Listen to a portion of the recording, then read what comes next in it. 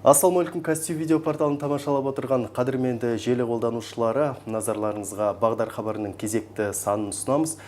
Бүгін біздің қаузайтын тақырыбымыз шетелдегі этникалық қазақтарды қолдау мәселесі. Дәл осы мақсатта тікелей елбасының тапсырмасымен 2017 жылы отандастар қоры құрылған болатын. Бүгін сол қордың вице-президенті Мағауия Сарбасов бізде студияда қонақта. Мағауия мырза, студиямызға қош келдіңіз. Біз жаңа ғана атап өткен мәселе бойынша сіздер жуырда үлкен бір бағдарламаны таныстырған болатынсыздар. Енді дәл осы мәселеде мынау отандастар қоры қандай жұмыс атқарып отыр, және сіздердің таныстырған бағдарламаларыңыз осы шетелдегі қазақтарды, қандастарды қолдау, қорғау мәселесінде қаншалықты қуатты құрал болмақ? Жаңа өзіңіз айтып өткендей, 5-ші құрылтайда елбасымыз тапсырма берген болатын, сырттағы бауырларымызды, қандастарымызды қолдау жөнінде. Ол тапсырма аясында мен айта кетейін, отандастар қоры құрылды. Үкімет деңгейінде тиісті шаралар жоспары қабылданды. Ол үкімет деңгейінде 2018-2022 жылдарға арналған шетелде тұратын этникалық қазақтарды қолдау туралы үлкен жоспар қабылданды. Бірақ оның барлығы жеткіліксіз деп бізге елбасы тапсырма берген заң жобасын әзірлендер. Сыртта тұрып жатқан бауырларымызды қолдау туралы заң әзірлендер деп. Мен сізге тоқталып өтсем, отандастар қорының негізі 3 бағыты бар. Жұмыс істеуді. Ол бірінші сырттағы бауырларды қолдау. Екінші, елімізге көшіп келген бауырларды бейімдеуге жәрдемдесу. Және үшіншісі, осы мәселелерді заңнамалық реттеу, заңнамалық қамтамасыз ету. Жаңағы заң жобасы осы үшінші неге жатады. Өйткені бұл заң негіз болып табылады. Негізгі құжат соның аясында барлық жұмыс атқарылатын болады. Ол заң жобасы біз қазір әзірледік. Біз өзіміз ақпарат және қоғамдық даму министрлігіне бағынышты едік. Сол министрлікке жобасын ұсындық. Қазір қоғамдық талқылау өтіп жатыр. Ұсыныс қабылдап жатырмыз. Біздің өзі қорымыздың жанында 2 үлкен кеңес бар. Біріншісі қоғамдық комиссия деген, екіншісі ғылыми сараптамалық кеңес деген бар. Ол екеуінің құрамына елімізге әйгілі мамандар, әлеуметтанушылар,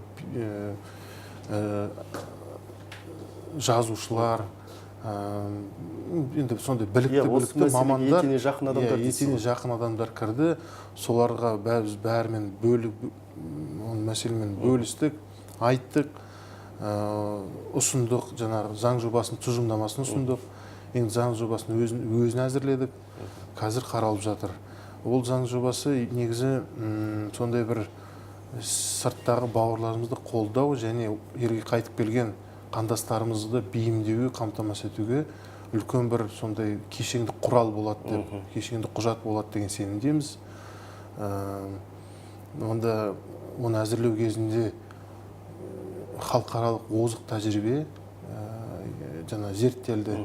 Біз арнайы топтарды жібердік, ғылыми топтарды. Мысалы біз Ресейдің диаспоралық саясаты бар, Израильдікі бар, Түркиянікі бар, Польшаның диаспоралық саясаттары бар. Соның барлығын зерттеп, ең керек, ең озық, ең жетік деген нормаларын алып, біз қазір осылай министрлікке ұсынғалы отырмыз. Ең керек нормалар деп отырсыз, атап өтсеңіз, қандай нормалар? Ең басты мұнда айтып кететініміз, біз мысалы өздеріңіз бұрыннан естіп жатқан шығарсыздар, қазақ картасы деген құжат болжанып отыр, осындай құжат болады деген. Ондағы ол құжаттың басты мақсаты, мысалы оның иегері этникалық қазақ деп айтырмыз ғой. Сол этникалық қазақ өзіміздің бауырымыз, жаңа елімізге емен-еркін келіп кетуге, осында бизнес жүргізуге, білім алуға, медициналық қызмет көмегін пайдалануға, меншік иесі болуына сондай құқықтар береді.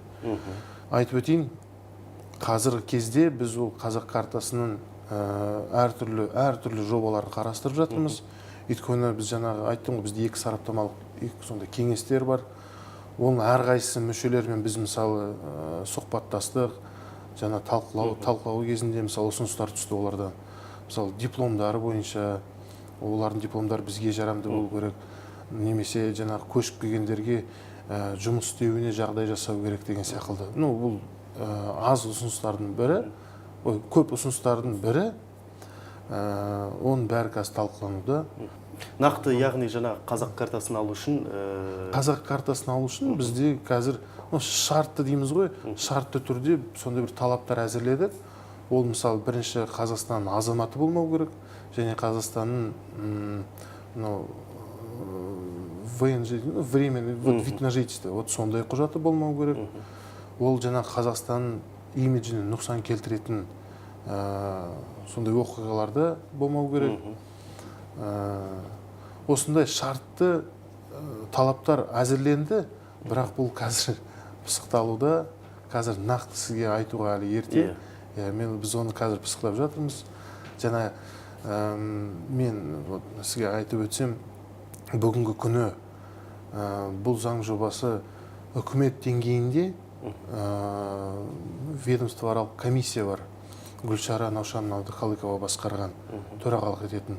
Сол комиссияға ұсынылды, біздің министр Абаев мырза ұсынды.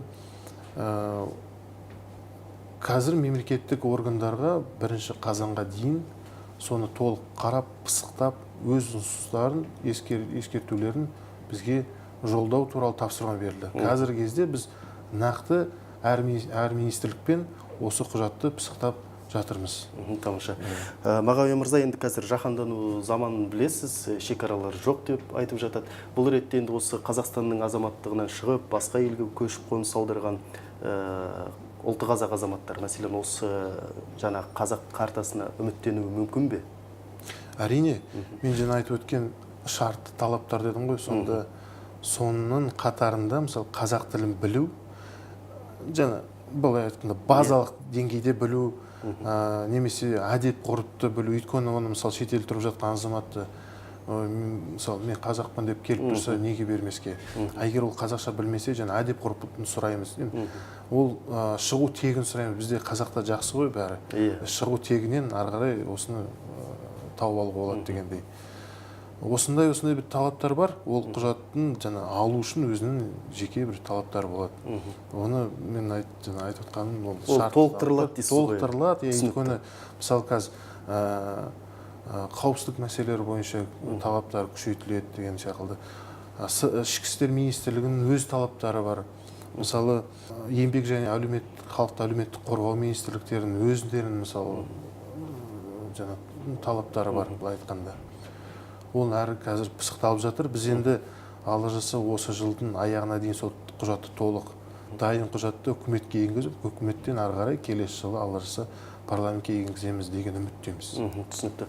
Енді жаңа сіз айтып отырсыз, тұжырымдаманы жаңағы ашық талқыға салдық деп, осыған байланысты мынау жұртшылықтан қандай да бір жақсы ұсыныстар келіп түсіп жатыр ма? Жұртшылықтан ұсыныстар келіп түсті. Жұртшылық оны өзі бәрі айтып жатыр, өте сондай керек құжат деп. Керек құжат. Өйткені бізде мысалы диаспора мәселесі ешбір сондай заңнамалық деңгейде ешбір құжаттарда көзделмеген. Ол өте күрделі сұрақ. Мысалы біз айтамыз ғой, отандас деген ол кімдер, диаспора деген кім, қандастарымыз, мысалы оралман дейміз. Мемлекет басшысы айтып еді, оралман деген терминнен алшақтайық деген секілді. Осы мәселені пысықтап жатырмыз. Ол өте күрделі сондай. Сондықтан осы жеке заңнама керек болғасын елбасымыздың жаңа салиқалы саясаты ғой, бұл жаңа сырттағы бауырларымызды қолдаймыз деген. Соның арқасында осы құжат мен қазір туындап жатыр. Жаңа енді тұжырымдама деп айтып отырмыз. Ол мынау бір бағыты шетелде тұрып жатқан этникалық қазақтарға қолдау болса, сосын мына елге көшіп, жаңағы белгілі бір бейімделу процесінен өтетін бауырларымызға осы бағытта нақты қандай тетіктер бар ұсынады? Дұрыс, өте жақсы сұрақ. Ол мысалы жаңа бұл бір бағыт сырттағы қолдау, екінші елге көшіп келген бауырларымызды бейімдеу мәселесі өте күрделі, өте сондай өзекті деп айтсам болады. Өйткені мысалы біз қазір талдау жұмыстарын жасадық. Қазіргі кезде бауырларымыз сырттан көшіп келгенде, мысалы шекарадан өткеннен бері толық азаматтық алғанша 7 мемлекеттік органға 46 құжат тапсырады екен. Оны біз зерттеу жұмыстарын жүргіздік, талдау жұмыстарын жүргіздік. Осыны қазір қысқарту мәселесі пысықталып жатыр. Қазір мысалы халыққа қызмет көрсету орталықтары деген бар ғой.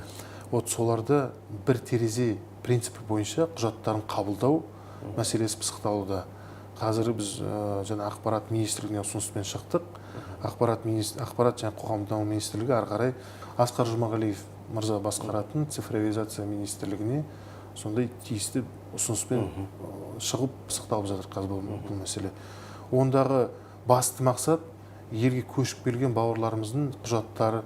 Ең басты мәселе құжат мәселесі ғой. Сол құжат мәселесін реттеу, құжат мәселесінде көмек көрсету, және рәсімдеуде, жеңілдетуде. Өйткені мысалы бір құжаттарын сұратқан кезде ол мысалы анау екінші құжатты алып келгенше бірінші құжат ескіріп қалады. Вот осындай мәселе бар. Қазіргі кезде өздеріңіз білесіздер, шет ол мысалы ол құжатты ол азамат өзі әкеле алмайды, ол шетелден барып алады ғой. Мысалы қай жерде тұрды, сол жерге мысалы Монғолиядан, Қытайда, Өзбекстаннан сол ан жақтан келіп әкелгенше мынау құжаты ескіріп қалады, тапсырған құжат.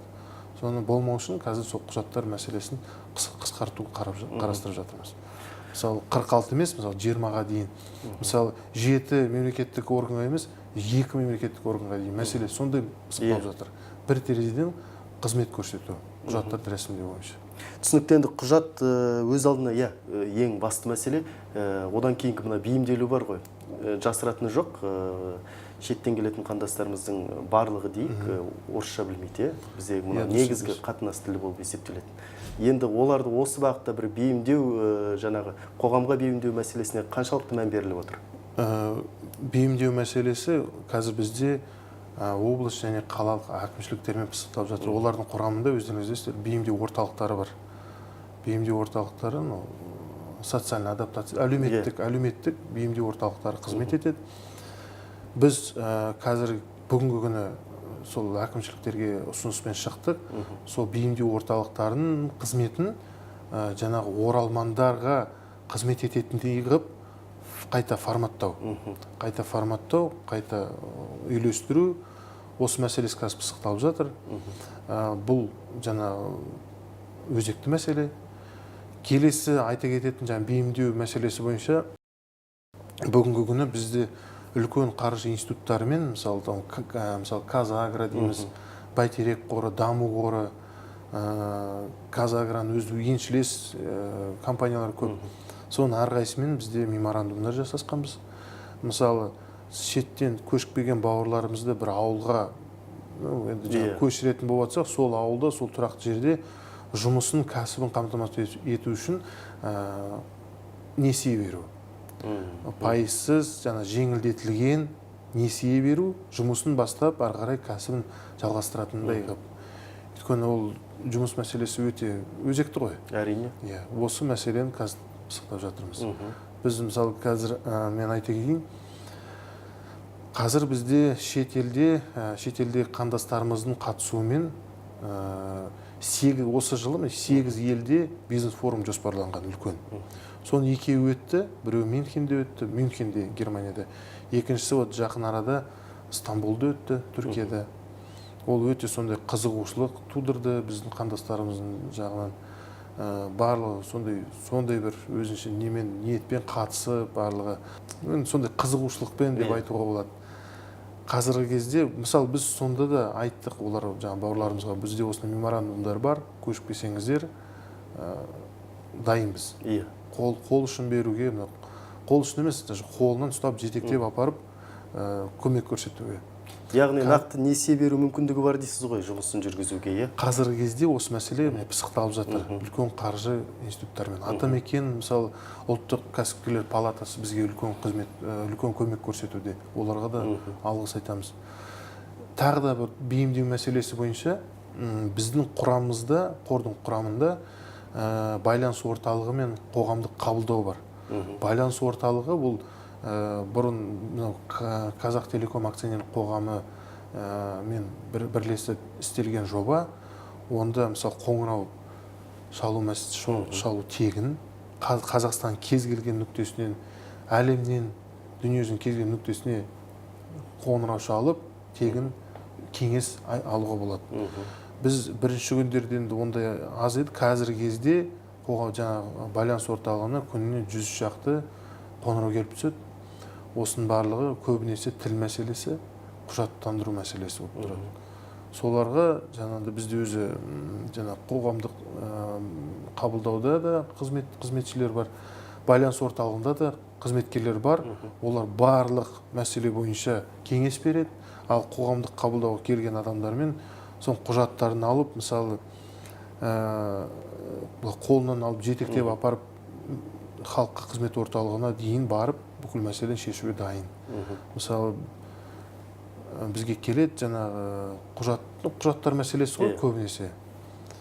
Соны біз сыртқы істер министрлігіне апарып береміз, жаңағы еңбек министрлігіне, ішкі істер министрлігіне өзіміздің атымыздан хат жазып, сол құжаттарды тапсырып, ары қарай көмек болатындай соны бақылауға алып шешуге тырысамыз.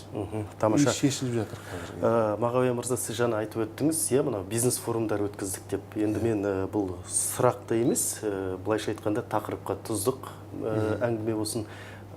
Осы көктемде мынау біздің президент сайлауына түскен ауыл шаруашылығын білікті маманы Төлеутай Рахмеков деген ағамыз бар. Ол кісінің айтуынша мынау ауыл шаруашылығы саласында мысалы Қытайдың бір өңірін айтты. Сол жерде мысалы 50 мыңға жуық мынау жылыжайлар бар екен, теплица былайша айтқанда. Сол кезде мына өсіретін өнімінің көбі Қазақстанға жөнелтіледі. Ал енді оларды кім өсіреді деген мәселеде өзіміздің сол жақта қандастар екен. Иә, дұрыс айтасыз. Тамаша мысал, былайша айтқанда, егер белгілі бір деңгейде келісім жүргізіп, жаңағы тәжірибесі бар, бүкіл жұмысты бүге-шігесіне дейін білетін сол қандастарды мәселен неге елге көшірмеске, неге сол ортақ жұмысты жүргізбеске деген сауал туындайды. Дұрыс айтасыз. Мысалы, қазір дүниежүзілік қазақтар қауымдастығымен біз солармен бірлесіп, осы мәселе аясында жаңа бауырларымызды көшіріп әкеп, жылыжай құруға, өсімдік шаруашылығы, мал шаруашылығына айналысуға осы жаңа мен айтып өткен несиелер бәрі осыған бағытталған. Өйткені олардың қолдарынан келеді. Қолдарынан келеді, ынталары бар, неге көмектеспеске мысалы. Мәселен, міне Түркиядағы қандастарды да, бүкіл бізден барып сол түрік ағайындарды тері илеуге үйреткен. Оларда тері мәселесі, сосын текстиль мәселесі, жеңіл өнеркәсіп өте дамыған оларда мысалы біздің нарық сондай өзі қызықтырады. Бизнес форумдар бойынша тағы да жалғастыратын болсам, осы жылдың соңына дейін бізде жаңа айттым ғой 8 деп, 2 өтті, енді 6-ауы бар ары қарай. Ол мысалы келетін осы жақын арада Сан-Францискода өтеді, одан кейін Ұлыбританияда өтеді, Ресейде, Қытайда, Өзбекстанда, Швецияда деп өткіземіз деп жоспарлап отырмыз. Барлығының мақсаты осы қазақ бауырларымызды басын біріктіріп, жаңа экономикалық, гуманитарлық жобалар бойынша басын біріктіріп, осындай жағдайлар елімізде бар деген ниетпен істеліп отырмыз. Бұл өте дұрыс бастам екен, өйткені неге көбіне жаңағы шетке шығып, концерт қойып, ән айтып қайтады деп сын айтылып жатады, Мынау меніңше нақты жұмыс осы. Дұрыс айтасыз, мысалы, сын айтылғанын, мысалы, біз білеміз ол сын айтылатынын, бірақ дегенмен шетелдегі концерттердің, мысалы, оның да пайдасы бар. Мысалы, шетелде тұратын бауырларымыз айтады, сағынамыз дейді. Біздің әуендерді, музыкалық аспаптарды, әндерімізді сағынамыз. Кәдімгідей сондай сағынышпен ол, мысалы, Қазақстаннан келген бір кітапты олар төрге оқып қойып, ойбай, мынау Қазақстаннан келген қазақ тіліндегі кітап деп, соны соншама құрмет етеді. Біз ол концерттерді өткізудің алдында біз зерттеу жұмысын жүргіземіз. Қай өңірлерде керек. Мысалы, бұл концерттер арқылы өте күрделі мәселе бар, қазақ тілі деген. Тіл мәселесі. Осы концерттер арқылы осы тіл мәселесі пысықталуда. Өйткені ол, мысалы, енді ересек кезінде енді сондай сағыныш болғанмен мысалы балаларға ол өте қызық. Балалар, мен сізге былай айтып өтсем, мысалы жаңа концерт деп отырсыз ғой, біз жыл сайын мысалы биыл 150 бала келіп кетті бізге.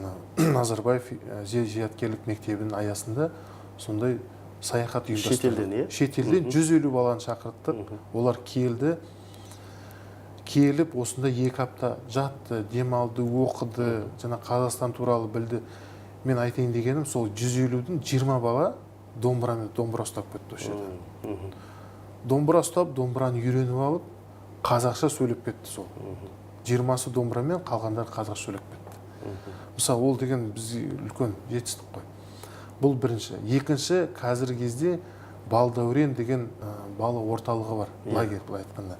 Барабойда, жаңа неде, Көкшетау маңында. Соған біз 300 баланы шақырған едік. Тегін. Жаңа сырттағы бауырларымыздың балалардың арасында шығармашылық жаңа конкурс ұйымдастырып, соның ең сондай қаймағы дегендерді жинап, жаңа туған елімізді көрсін, білсін, ата жұрт бар екен, ата мекен осы екен дегендей. Мысалы, сол олардың ашылуына да біз өзіміз бардық. Сонда, мысалы, барлық қазақша, бүкіл бағдарлама барлық қазақша. Ертең осы балалар, мысалы, ертең осы балалар өз жаңа тұрып жатқан мекендеріне барған кезде, мысалы, қазақ тілін ол бала уже білетті. Жаңа осындай елім бар екен, осындай тіл бар екен дегендей. Ол өте күрделі мәселе. Сондықтан шетелде жаңа қойылып жатқан концерттер керек емес деген сияқты мен өзім жеке басым келіспеймін. Ол да бизнес форум сияқты керек дейсіз ғой. Ол керек. Өйткені тіл, мәдениет мәселесі өте күрделі. Түсінікті Мағауия мырза, енді жаңағы сол бизнес форумдарда мәселен өте түсінікті, бірақ соның қорытындысы бойынша нақты бір келісім шарттарға қол қойыла ма, бір ортақ жобалар жасала ма, осыған қатысты қандай жауап? Мысалы, Түркияда өткен, Мюнхенде өткен бизнес форумдар бойынша бізде Қазақ үйі деген жоба бар. Қазақ үйі жобаның ол коммерциялық емес, саяси емес, сондай бір жоба. Ода 2 бағыт бар. Бірінші бағыт ол атамекен іскерлік үйі деген. Ол мысалы жаңа іскерлік байланысты нығайту, бизнесті бірлесіп жүргізу, осында Қазақстан, жаңа сырттағы бауырларымыздың Қазақстандағы аумағын бизнесін жәрдемдесу, немесе Қазақстандағы кәсіпкерлердің сол қазақ диаспорасы тұрып жатқан мекендерде бизнесін ұйымдастыру, жәрдемдесу, жаңа ұштастыру ғой былай айтқанда. Егер бір-бірімен былай айтқанда енді ол кәсіпкерлік болғаннан кейін жаңа қарым-қатынас болады, бизнес болады. Бұл бірінші мәселе. Екінші бағыты ол Абай мәдениет үйі деген бар. Ол жаңа айтып өткендей, бұнда тіл мәселесі, мәдени гуманитарлық жобалар, жаңа концерт қою мәселелері көп қарастырылған. Мысалы, осы 2 бизнес форум өткенде біз осыны тұсаукесері болды деп айтуға болады. Мысалы, соңындағы іскерлік, атамекен іскерлік үйінің өкілі тағайындалды. Тағайындалды жоқ, сайланды деп айтуға болады. Абай мәдени үйінің өкілі сайланды. Сонда тұрып жатқан қандастарымыздың арасынан. Міне қазір осы жоба тұсаукесері өтті. Енді осылар бойынша үлкен жұмыс болады. Біз оған сенімдіміз. Өйткені оны біз барлығын біріктіріп, негізі жаңа Қазақ үй жобасының сондай бір былай айтқанда тұжырымдамасы деуге болады. Мысалы, сол шетелде тұрып жатқан бауырларымызды бір-бірінің басын біріктіру бір жерде. Мысалы, Түркияда тұратын бауырларымыз, мысалы, Мәскеуде тұрып жатқан бауырларымызды біледі, Мәскеудегі қытайларды біледі, Қытайдағы, Америкада біледі. Солай басын біріктіру. Бір жаңа жоба аясында. Байланыс болу керек дейсіз. Байланыс болу керек, Ол жаңа кәсіби, іскерлік байланыс және мәдени гуманитарлық байланыс. Түсінікті.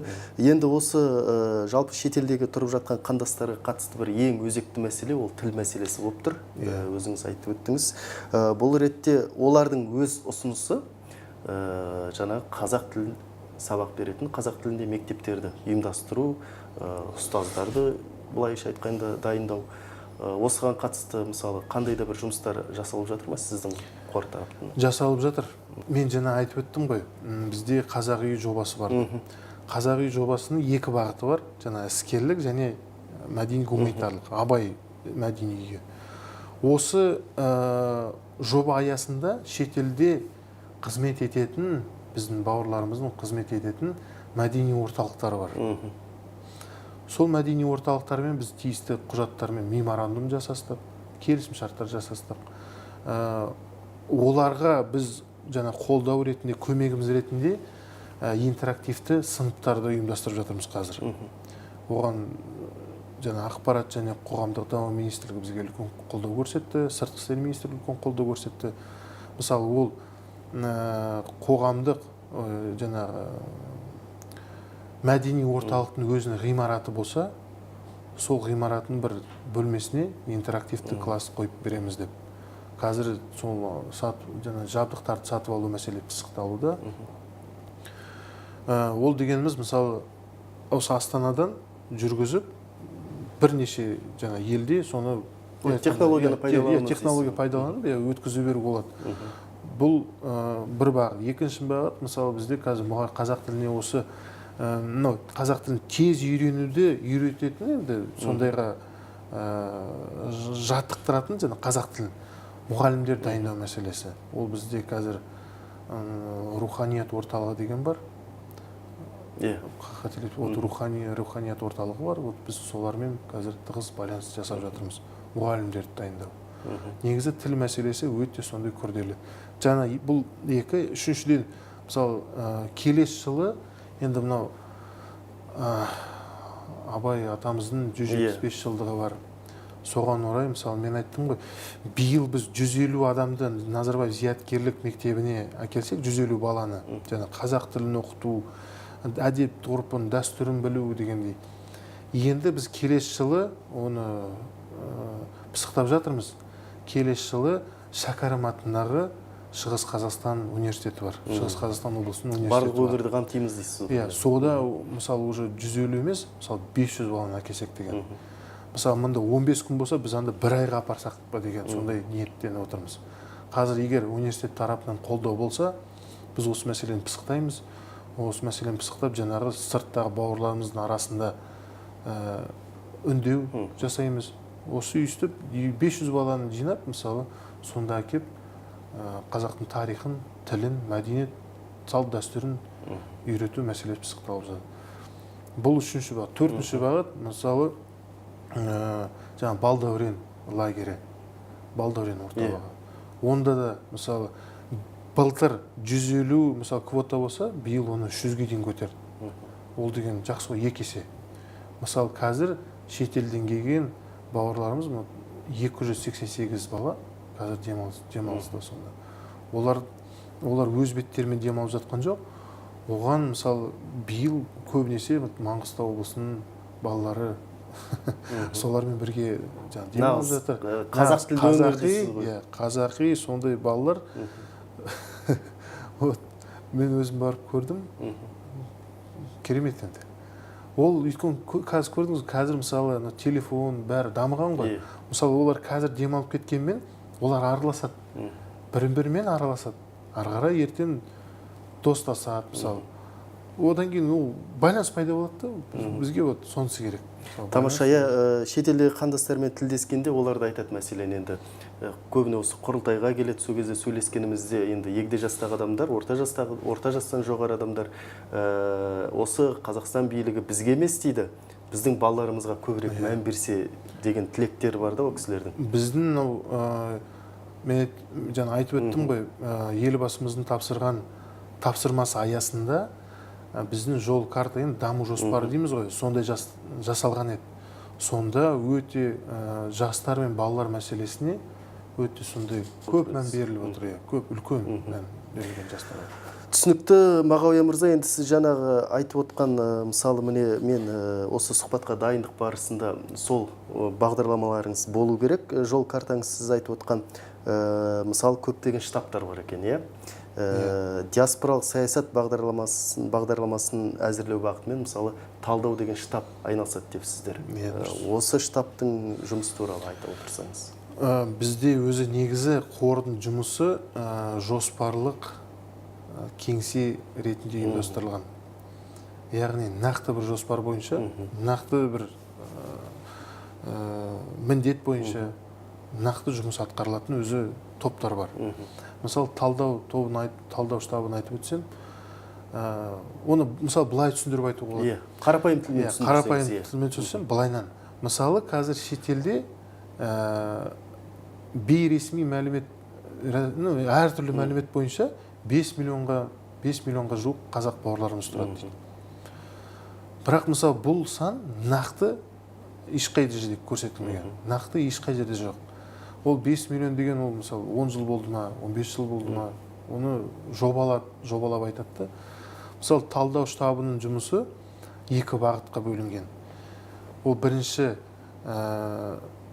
жаңағы қазақ диаспорасының мәселелері бойынша зерттеулер жүргізу, қай елде қанша қазақ бауырымыз бар, соны нақты анықтау.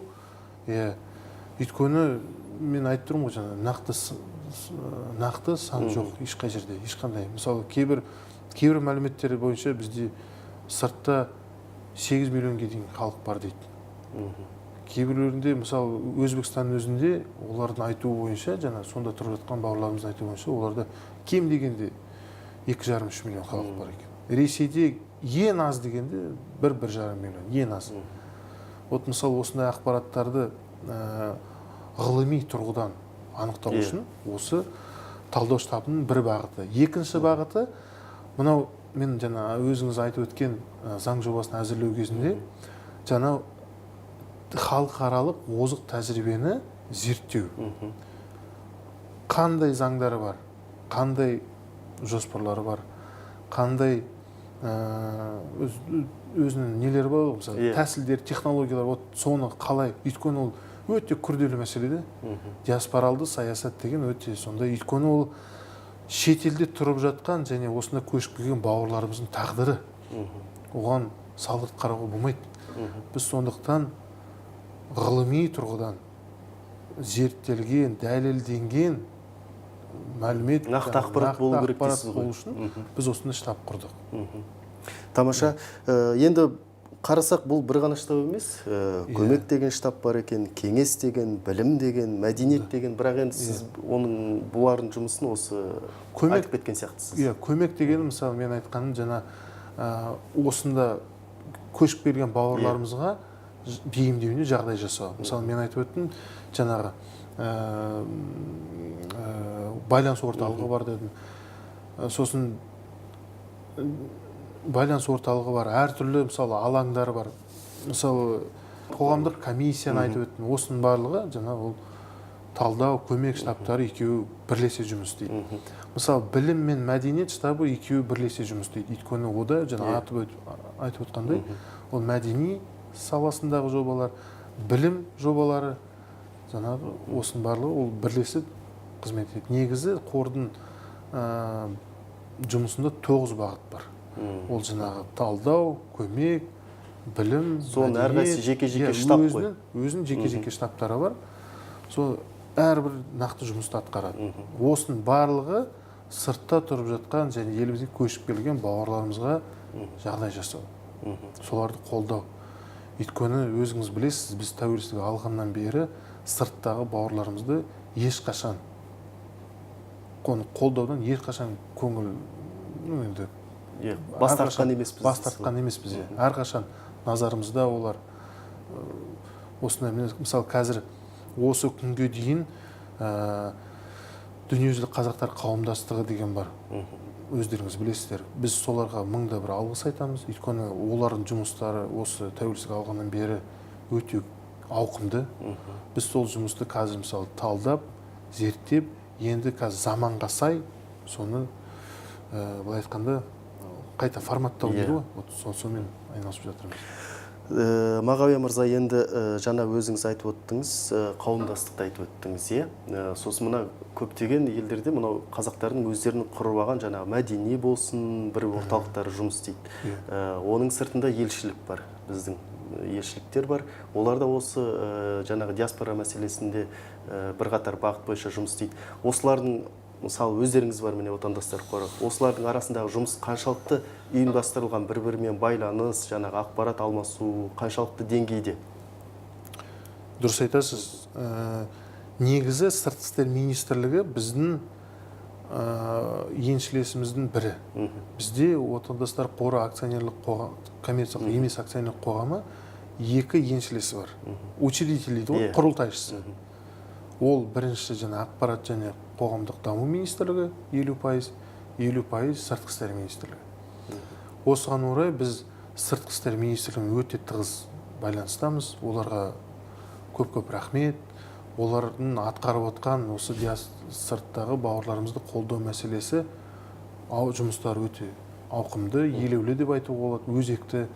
Өйткені біз солар арқылы, мысалы, жаңағы мәдени орталықтарға шығып жатырмыз. Олар бізге ақпарат, керек ақпаратты береді. Ол өте тығыз жұмыс қазір жүріп жатыр олармен. Түсінікті. Мен елшіліктер мәселесін неге көтердім? Өйткені өзімнің басымнан өткен жағдай осы 2011 жылы іссапармен Түркменстанға барған болатынбыз. Сол кезде елшілікке бізге бару керек болды, бір құжаттардың мәселесі бойынша. Сол кезде елшіліктің бір қызметкері біріншіден орысша сөйлеп, екіншіден бізді қуып шықты. Енді жақсы біз орысша түсінеміз. Енді сол жақта тұратын мәселені орысша мүлдем білмейтін қандастың жағдайын елестетудің өзі қиын. Бұл ретте мынау шетелдегі қазақтарға, бауырларымызға қазақ тілінде қызмет көрсету мәселесіне қаншалықты мән беріліп отыр? Мәселен, басқасын айтпай қойып, қордың өзіндегі жағдай бойынша. Біздің мамандарымыз, біздің құрамымызды барлық қазақтар. Қазақша тілін жетік меңгерген, жоғары білімі бар, білімді, тәжірибелі азаматтар. Бізде қазақ тіліне өте бүкіл құжат қағаздың барлығы қазақ тілінде. Оны біз министрліктерге де жазғанда, мысалы басқа да мемлекеттік органдарды жазғанда тек қазақ тілінде. Бізге келген бауырларымызды мен өзім кездесем, соның бәрі қазақ тілі мәселе. Ондай проблема жоқ дейсіз. Мәселе жоқ. Түсінікті. Мағауия мырза, енді заңды сұрақ, жалпы мына шетелдегі қандастардың мәселесіне жаңа қолдау деп отырмыз, қорғау деп отырмыз. Енді сіз осы біздің студиямызда отырғаннан кейін реті келіп тұр. Мынау жалпы мына шеттегі қандастардың ең бір өзекті мәселесі ол мына Қытайда қазақтардың көріп отырған қысымы. Бұл ретте енді отандастар қоры қазіргі таңда қандай да бір жұмыс жасап жатыр ма? Қытай мәселесі, дұрыс айтасыз, ол елдің аузында қазір. Әлеумет бәрі айтып жатыр, осы Қытай мәселесі деп. Қазір мысалы біз сыртқы істер министрлігіне өте тығыз сондай қоян-қолтық жұмыс жасап жатырмыз. Ол мәселе саяси мәселе болғандықтан оны дипломатиялық жолмен шешкен дұрыс деген сенімдеміз. Мен естідім, бірақ өткен жолы Қытайда осы жақта көшіп келген адамдар бар. Біраз мәселе кішкене жақсы оңғырына шешілді дейді. Келіп атыр қайттан дейді азаматтар. Шекарадан кесіп өту проблема жоқ. Мысалы, жаңа үлкен жұмыс атқарылып жатыр. Дипломатиялық мәселе, дипломатиялық жолмен шешуді тырысып жатырмыз. Біз осына қытайлық дипломаттармен кездесу өткіздік. Оның барлығы ол мәселе қазір енді осы қазір болмаса да, бірақ осы жақын арада өз шешімін тауып, қазіргі кезде де мысалы қоғамда ол мәселе кішкене сондай бір шешім тауып келе жатыр деген әңгіме бар. Енді Мағауия мырза, көптеген сауалдарымызға жауап бердіңіз, тұшымды жауап алдық. Енді бұл ретте біздің осы Кастюб порталының күніне мәселен 60 мыңнан астам адам, былайша айтқанда просмотр дейді ғой, қарайтын болса, мына YouTube-тегі желімізде 83-90 мыңға тақа жазылушымыз бар. Олардың дені мысалы шетелден, әрине шетелден өзге ұлт өкілдері қарамайды, өзіміздің қандастар.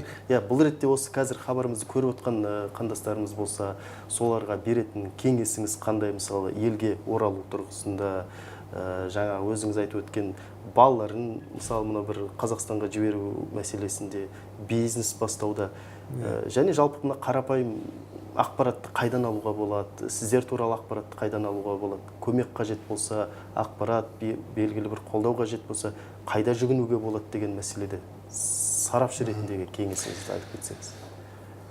Былай айтып өтейін, елбасымыздың айтуы бойынша барлық қазақтың атамекені бір, ол қасиетті қазақ елі. Біз өзі қазақтар, мысалы жаңа айттым ғой, шетелде тұрып жатқан бауырларымыз 5 миллионнан астам дейікші. Орташа есеппен. Орташа есеппен. Қазір елімізде тұрып жатқан қазақтардың саны где-то 12 миллион маңайында. Соған қарағанда біз өзі 16-17 миллион ғанамыз. Көп емес бізше. Осының басын біріктіру, ол үлкен бір сондай бір мемлекеттік саясат, мемлекеттік идеологияға айналу керек.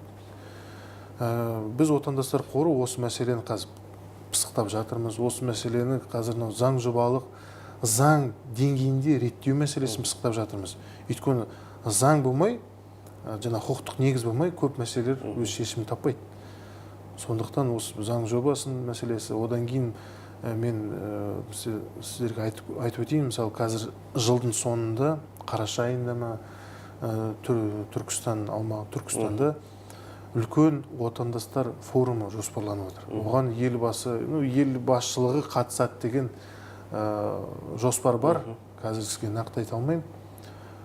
Осы форумды өткізіп, жаңа бауырларымызды шет-шеттен жинап, осында үлкен бір сондай бір өзекті мәселелерді көтеріп талқылайды деген ниет бар. Жаңа сырттағы бауырларымызға тағы да қандай көмек керек екен, тағы қандай олардың ойларында жүрген, көкелерінде жүрген мәселе бар, қандай екен деп соны білу, талқылау несімен. Отандастар қорын айтып өтсем, отандастар қорында бізде жаңа байланыс орталығы бар, бізде қоғамдық қабылдау бөлмелері бар. Бізде, мысалы, шетелде тұрып жатқан бауырларымыз арасында қоғамдық мәдени орталықтар бар. Біз олармен өте тығыз жұмыс істейміз. Сыртқы істер министрлігінің шетелдік мекемелері бар. Солар арқылы өте тығыз жұмыс істейміз. Қазір, мысалы, бізде сайтымыз бар өзіміздің. Оны жаңағы поисковик дейді ғой. Соларға нетіп іздесеңізде бәрінен шығады. oq.gov.kz деген. Сол бізді табу жеңіл. Жеңіл, ол барлық әлеуметтік желіде бәрінде барымыз. Фейсбукта да. Түсінікті. Олай болса, Мағауия мырза, алтын уақытыңызды бөліп біздің хабарымызға қатысқаныңызға алғыс айтамыз. Енді жаңа өзіңіз атап өттіңіз, өзі азақ қазақпыз. Сол аз қазақтың басын біріктірудегі бүкіл мына атамекенінде оралтудағы сіз отандастар қорының жеке өзіңіздің атқарып отқан жұмысыңыз жемісті болсын деген тілек білдіреміз. Рахмет. Қадірменді көрермен қауым, осымен бүгінгі хабарымыз аяқталды. Естеріңізге саламыз, бізде студияда қонақта болған отандастар қорының вице-президенті Мағауия Сарбасов. Ал біз сіздермен қоштасамыз. Келесі көріскенше аман сау болыңыздар.